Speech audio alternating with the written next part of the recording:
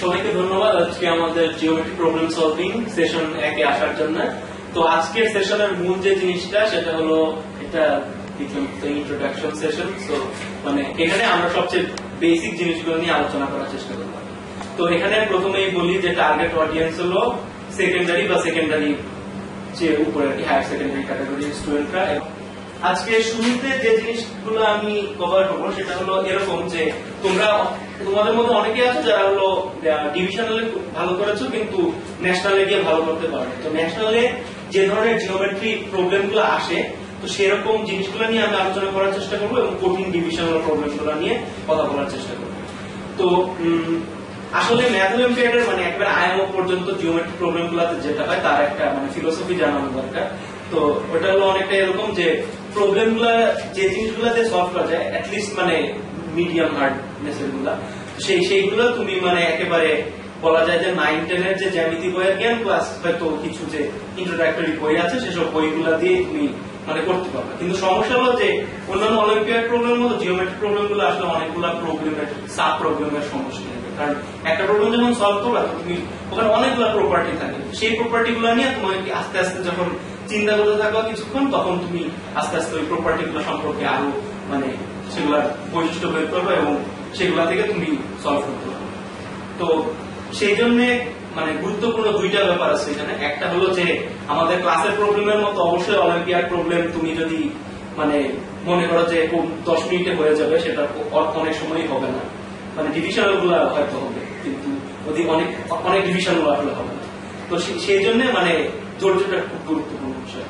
আর দ্বিতীয় গুরুত্বপূর্ণ বিষয় হলো যে তোমার মানে তুমি যদি হাল ছেড়ে দাও তাহলে তো সে শিখে যাবে। সেই জন্য তোমার টুল বক্সে যে টুলগুলো আছে যে জিনিসগুলো জানো সেগুলোই বারবার চেষ্টা করে ওইখানকার থেকে আরো তথ্য এক্সট্রাক্ট করার চেষ্টা করতে হবে জিওমেট্রিক কনফিগারেশন থেকে। ঠিক আছে, এটাই হলো মানে মূল বিষয়। তো আমি খুব সিম্পল কিছু কনসেপ্ট নিয়ে আজকে প্রবলেম দেখাবো। যেমন 2009 সালে ঢাকা ডিভিশনে আসা একটা প্রবলেম দেখাই। তো ওখানে বলা আছে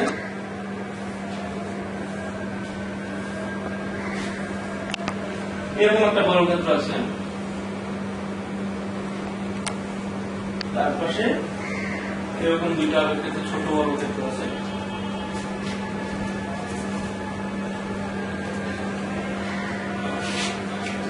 এবং যে ইনফরমেশন গুলো আমাদের দেওয়া আছে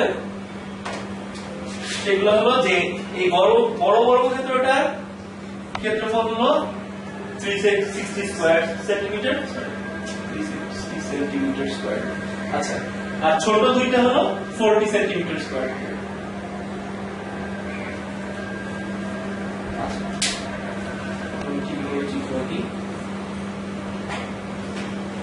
এখান থেকে আমাদের যেটা বলতে হবে সেটা হলো যে ত্রিভুজ এবিসি এর ক্ষেত্রফল কত, যেখানে এবিসি আমি এখন আঁকি নাই। এবিসি হলো এই তিনটা পয়েন্ট।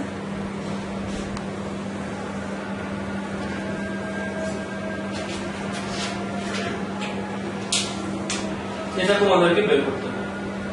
তো এটা আচ্ছা, প্রথমে আমরা দেখি যে আমাদের কি তথ্য হলে আমরা আসলে একটা ত্রিভুজের ক্ষেত্রফল বের করতে পারি। কি তথ্য হবে? ভূমি উচ্চতা হলো একটা, আর একটা হলো তোমরা জানো যে হেরনের যে সূত্রটা আছে যে তিনটা বাহু থাকলে √s * s - s - b s - c, তাই না? তো সেই সূত্র আছে। আরো একটা আছে, তোমরা যারা অলরেডি ত্রিকোণমিতি জানো তারা জানো যে ত্রিভুজের ক্ষেত্রফল হলো হাফ ab sin θ, যেখানে ab হলো সন্নিহিত বাহু আর θ হলো মধ্যবর্তী বাহু। তাহলে আমাদের তিনটা উপায় আছে। একটা হলো যে ABC এই তিনটা ইনফরমেশনই জানা, তারপরে প্রথম উপায় তো হাফ BH ভূমি উচ্চতা, এই উপায়গুলো আছে। তো এই প্রবলেমটা থেকে শুরুতেই লক্ষ্য মানে মনে করো যে এটার মধ্যে সবচেয়ে সহজ আসলে হবে কি হবে, আমরা আসলে তিনটা বাহু নির্ণয় করতে পারি, তাই না? কারণ খুব সহজ। কারণ হলো যে এটা 90 ডিগ্রি, সো এখান থেকে বের করতে পারবে তোমরা এইটার মান, তারপরে এইটার মান বের করা যাবে এখান থেকে AC এর মান, এবং AB এর মান বের করা যাবে এখানে ত্রিভুজ থেকে। কিভাবে করবো সেটা আমি দেখাবো। তো প্রথম সহজটাই করি আমরা। এই BC এর দৈর্ঘ্য কি হবে? আচ্ছা, প্রথমত আমরা হলো সবগুলা বাহুর দৈর্ঘ্য আগে করতে হবে। এটা যদি 360 সেন্টিমিটার স্কয়ার তাহলে সবগুলা বাহুর দৈর্ঘ্য হলো √এটা, তাহলে 60 নাকি না 60 না রুট, আচ্ছা মানে প্রথমে হবে 6 আর হলো রুট 10 তো হ্যাঁ, আর ভিতরে ঢুকলো এরকম 2 রুট 10। তো ঠিক আছে, তো এখান থেকে আমরা এখন বাহুগুলোর দৈর্ঘ্য বের করতে পারি। এটা যেহেতু 2 টাইপ সেটা, তাহলে এইটুকু হবে 4 রুট 10 মানে এইটুকু, আর এটা তো হবে 2 রুট 10। তাহলে এখান থেকে আমরা পিথাগোরাসের সূত্রের মাধ্যমে সহজেই বের করতে পারি যে এটার দৈর্ঘ্য কত হবে 4 রুট 10 স্কয়ার প্লাস মানে square root of plus 2 root 10 square, এই তো বিসি এর দৈর্ঘ্যটা বের করছি। তো এটা হচ্ছে 16 টাইমস 10 আর এটা হলো একই ভাবে হবে 4 টাইমস 10, তাহলে 160 আর 40 200, তাহলে কত 10 রুট 2, এটার মান। একই ভাবে তুমি এটার মান বের করতে পারছো, কারণ হলো এই পুরো অংশটুকুর দৈর্ঘ্য কত, এখানে আছে 2 রুট 10 আর এই পুরোটার মধ্যে আছে 6 রুট 10, তার মানে 8 রুট 10, আর এইটুকু তো অলরেডি জানো 6 রুট 10। তো একই ভাবে তোমরা এটার দৈর্ঘ্য বের করবে, একই ভাবে এটার দৈর্ঘ্য বের করবে কিভাবে, এটা সামান্য একটু ট্রিকি, সেটা হলো যে এখানে একটা তোমাকে ত্রিভুজটা বানিয়ে দিতে হবে একই ভাবে। কারণ তুমি দেখো এখান থেকে এই পর্যন্ত লম্ব দূরত্ব হলো এই দূরত্ব প্লাস এই দূরত্ব, তাই না? কারণ এটা যদি আঁকি এটাও একটা আয়তক্ষেত্র হবে, তাই না? এই যে লাম্ব, তাহলে এটা সমান হলো একইভাবে 2 রুট 10 আর উপরে ছিল 6 রুট 10, সো এই পুরাটুকু হবে হলো 8 রুট 10, আর এই অংশটুকু যেটা হবে সেটা হলো যে 6 রুট 10 থেকে তুমি 2 রুট 10 বাদ দিবা, তাহলে একটু 4 রুট 10। তো এখানেও পাচ্ছি 8 রুট 10 আর 4 রুট 10, সো দুইটা জাস্ট এখন পিথাগোরাস দিয়ে করলেই হয়ে যাবে। এবং সবশেষে আমরা ইউজ করব এই সূত্রটা কি, ত্রিভুজের ক্ষেত্রফল হলো s স্কয়ার রুট আছে s minus a s minus b s minus c। এখন প্রশ্ন হতে পারে s কি, s হলো অর্ধপরিসীমা, অর্ধপরিসীমা হলো a plus b plus c by 2 মানে পরিসীমার অর্ধেক। পরিসীমা তোমরা জানি ত্রিভুজের চিহ্ন মানে যে কোনো একটা ক্ষেত্রের বাহুগুলোর সমষ্টি, যেমন মনে করো পঞ্চভুজের পরিসীমা হলো 5টা অংশ। এখন আমরা পিথাগোরাসের আরো একটা ব্যবহার দেখব। তো পিথাগোরাসের এই ব্যবহারটা বেশ সুন্দর, সেটা হলো যে মনে করো এবিসি একটা ত্রিভুজ আছে, তো এবিসি ত্রিভুজ তো আছে তোমার। তো এখন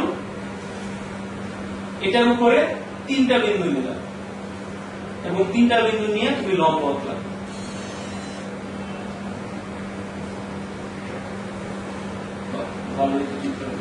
আচ্ছা, 3টা বিন্দু হলো এর বিপরীতে হলো বিন্দু মানে বিসি বাহুর উপরে বিন্দু হলো পি, বি এর বিপরীতে হলো কিউ, আর সি এর বিপরীতে আর। তাহলে আমাদের মনে প্রশ্ন আসতে পারে যে এই 3টা লম্ব তো আমরা টানলাম, এই 3টা লম্ব কখন কনকারেন্ট হবে, মানে কখন 3টা একই বিন্দুতে ছেদ করবে। এটা হচ্ছে সুন্দর, ও বিন্দুতে ছেদ করছে একই বিন্দু, তো কি শর্তে এই জিনিসটা হবে এটা নিয়ে প্রশ্ন আসতে পারে। তো এইটা হওয়ার জন্য খুব সুন্দর একটা প্রপার্টি আছে, সেই প্রপার্টিটা হলো এরকম যে এই 3টা বিন্দু এখানে কনকার করবে মানে একই বিন্দুতে মিলিত হবে যদি এবং কেবল যদি এইটা সত্য হয়।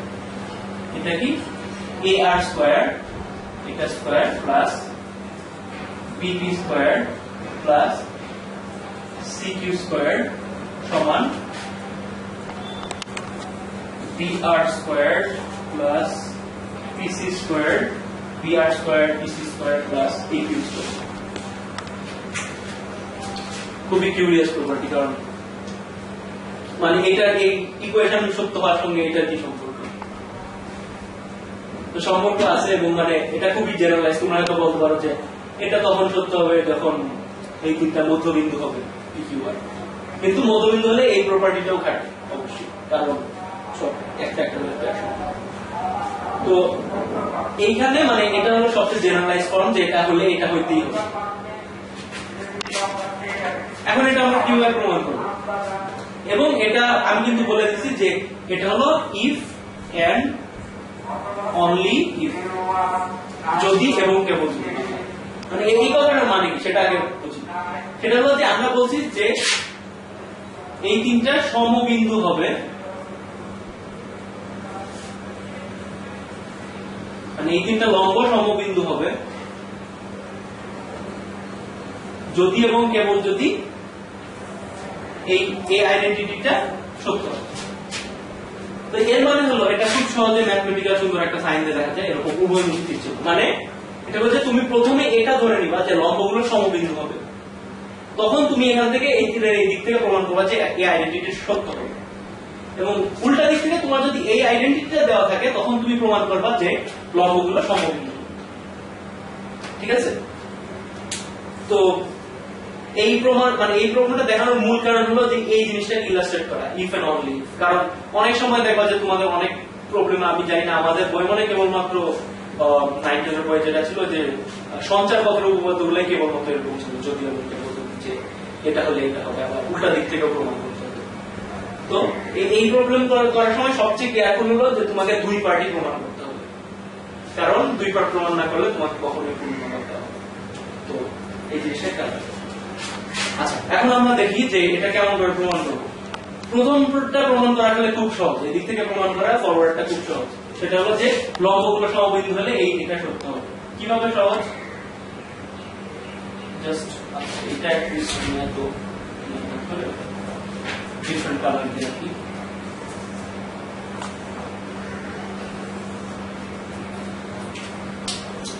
আমি তিনটা লাইন আঁকলাম, দেখা যাচ্ছে না। এখন দেখো আমরা তাহলে কি বলতে পারি, এ আর সমান এ আর স্কয়ার, এটা সমান আমরা বলতে পারি এ ও স্কয়ার প্লাস আর ও স্কয়ার। তো তারপরে বি আর স্কয়ার সমান বলতে পারি বি ও স্কয়ার প্লাস আর বি স্কয়ার। এটা হলো এখান থেকে। ঠিক আছে? এখন তোমরা লক্ষ্য করো প্রত্যেকটার ক্ষেত্রে কিন্তু একই রকম জিনিস আসবে, মানে এরকম প্রত্যেকটার জন্য এই পেয়ার এভাবে করতে থাকবে। এবার তোমরা যদি 6টা ইকুয়েশনে লিখো, কোনটা? হ্যাঁ, থ্যাংক ইউ।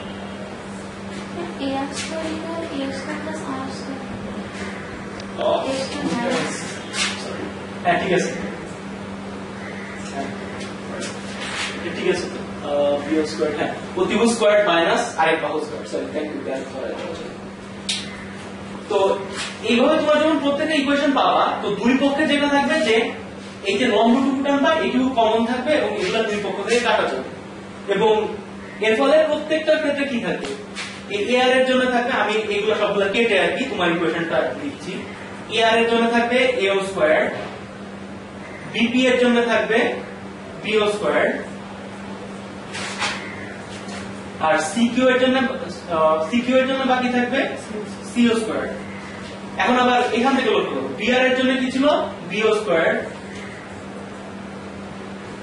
তারপরে পিসি এর জন্য কি থাকবে সি ও স্কয়ার, আর একিউ এর জন্য বাকি থাকবে ই ও স্কয়ার। এখন দেখো দুইবার সমান হবে, এটা কাটা যাবে, এটা কাটা যাবে। তো দুইবার যেহেতু সমান তাহলে আমরা বলতে পারি যে এটা হলো এই আইডেন্টিটিটা সত্য। এখন এই আইডেন্টিটিটা সত্য হলে কিভাবে আমরা প্রমাণ করব, এইটা দেখানোর আগে আমি একটু জাম দিয়ে অন্য একটা প্রবলেম দেখাতে চাই। ততক্ষণ কি মাথা থাকবে তোমাদের এটা? আচ্ছা, এটা থাকবে। এই একদিকে প্রমাণটা তো তোমরা বুঝলে, তাই না? আচ্ছা, এই দিক হলো শেষ হলো। তো আমরা যেটা বলছিলাম যে এই প্রবলেমটা শেষ করার আগে আমি আরেকটা প্রবলেম দেখাতে চাই, কারণ এই প্রবলেমে যে টেকনিকটা ব্যবহার করবো সেই টেকনিকটা ওই প্রবলেমের মাধ্যমে ইনস্টল করবো। তো প্রবলেমটা হলো এরকম, তোমাদের খুবই পরিচিত একটা কনফিগারেশন, সেটা হলো যে সামান্তরিক বা প্যারাবোলোগ্রাম তো তোমরা সবাই জানো, যে চতুর্ভুজের বিপরীত বাহুগুলা প্যারাবোলা সমান। তো এবিসিডি এবিসিডি যদি একটা প্যারালেলোগ্রাম হয় তাহলে আমরা জানি যে কি হবে, বিপরীত বাহুগুলা বিপরীত কোণগুলা সমান হবে। এটা তো আমরা সহজেই জানি, কারণ আমরা এইভাবে এরকম একটা যদি আঁকি তাহলে আমরা সহজেই প্রমাণ করতে পারি যে এই ত্রিভুজ আর এই ত্রিভুজ এই দুইটা সমান। এটা প্রমাণ করা সহজ। কিন্তু এর উল্টাটাও হয়, মানে এটা আসলে একটা ইফ এন্ড অনলি স্টেটমেন্ট, মানে যদি এবং কেবল। উল্টাটা কি, যে যদি যে কোনো একটা চতুর্ভুজ তোমাকে দেওয়া থাকে এবিসিডি এবং তার বিপরীত কোণগুলা জোড়ায় জোড়ায় সমান, মানে এই কোণ সমান এবং এই কোণ সমান, তাহলে সেই চতুর্ভুজকে অবশ্যই একটা প্যারালেলোগ্রাম হতে হবে। ঠিক আছে? তো এটা কিভাবে প্রমাণ করব আমরা? তার কোনো আইডিয়া?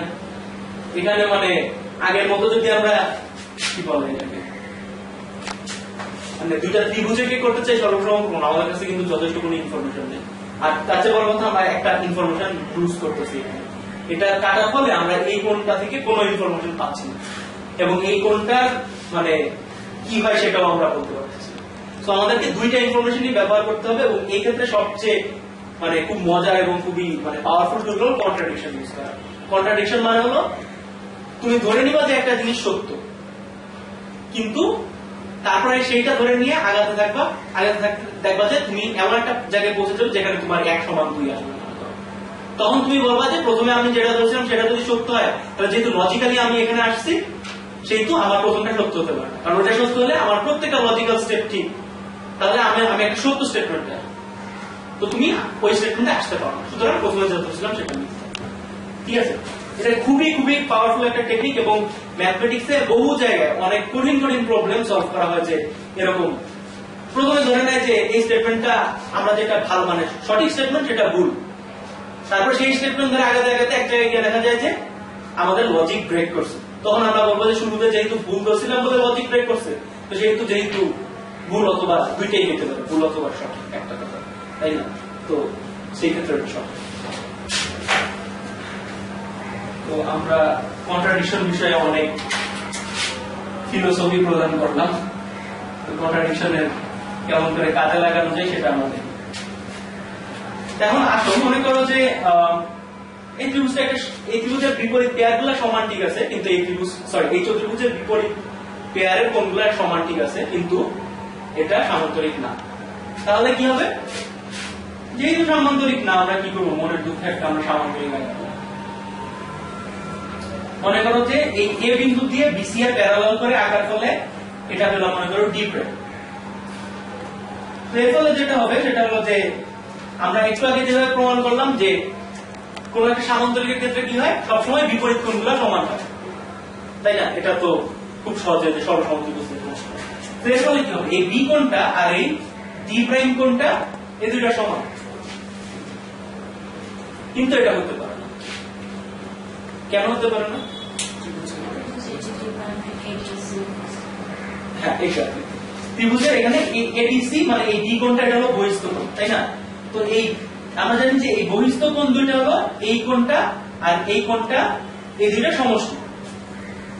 তো একটা জিনিস যদি এরকম হয় যে a সমান b প্লাস a যদি হয়, মানে এই কোণটা মনে করো এটাও a, এটাও a, এটাও b, এটা তখনই হবে যখন এই b কোণটা সমান 0 হবে, সরি মানে b সমান 0 হবে। সুতরাং এখানে এটাকে 0 করতে হবে, সুতরাং এটা 0 এবং এটা আসলে এই লাইনের সঙ্গে মিলে যাবে। একইভাবে এখানে আরেকটা গুরুত্বপূর্ণ জিনিস, এখানে একটা কেস বাদ গেছে, কেস বাদ দেওয়াটা আমাদের জন্য খুবই খারাপ।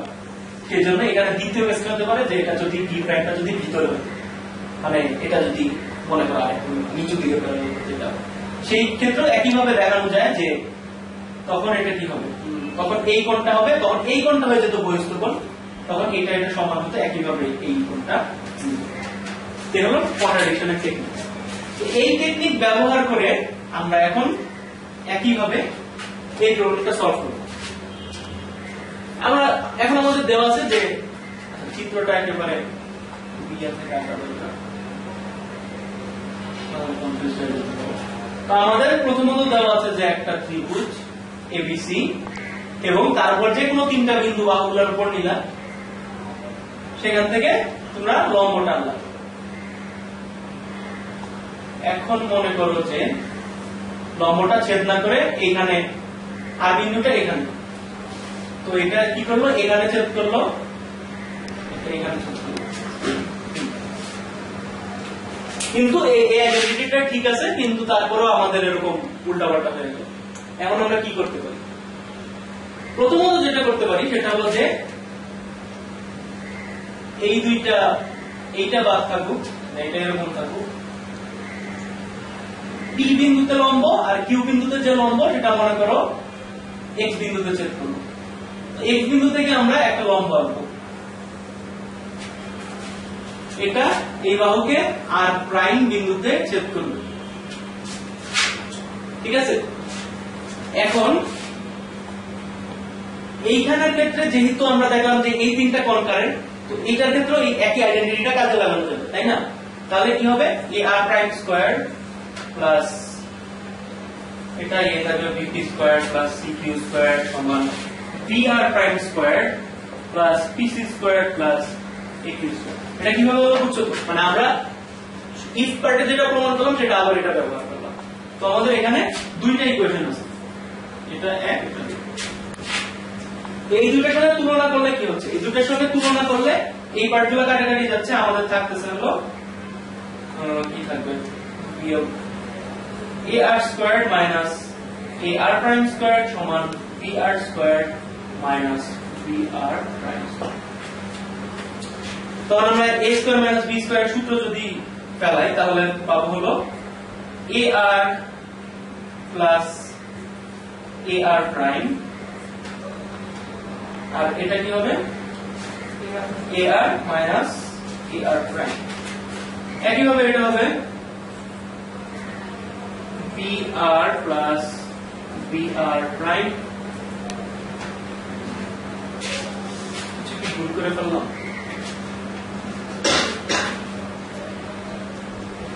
AR আর AR প্লাস প্রাইম কো, হ্যাঁ অবশ্যই করে। এভাবে আমাদের কাজ হবে না, তো আমাদের সাইড চেঞ্জ করতে হবে। সাইড চেঞ্জ করার মূল কারণটা আমি পরে দেখাচ্ছি, এবং মানে অলিম্পিয়াডের ক্ষেত্রে যেটা বললাম আর কি, যে এরকম হবে, তুমি আমার মতো এরকম একটা টার্ম লিখে ফেলবা, লিখার পরে বুঝবা যে এটাতে এত কোনো কাজ হয় না।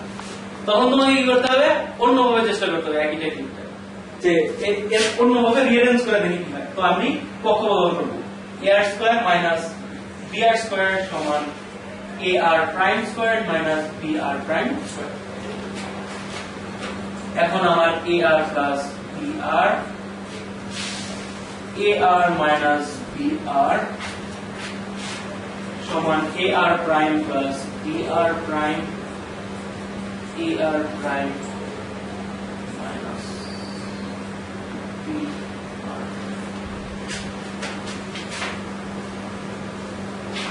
তো AR আর BR এর যোগফল কি, পুরা এই বাহুটা। একইভাবে AR প্রাইম আর BR প্রাইম এর যোগফল এই বাহুটা। তো আমরা দুই পাশে কাটতে পারি, কারণ এগুলা শূন্য না অবশ্যই। তো আমাদের এখানে থাকতেছে AR মাইনাস BR সমান AR prime minus BR prime. এটা আমাদেরকে কি বলে, এটা আমাদেরকে বলে যে AR আর BR প্রাইম যোগ করলে AR প্রাইম আর BR পাওয়া যাবে। দেখি কি হয়।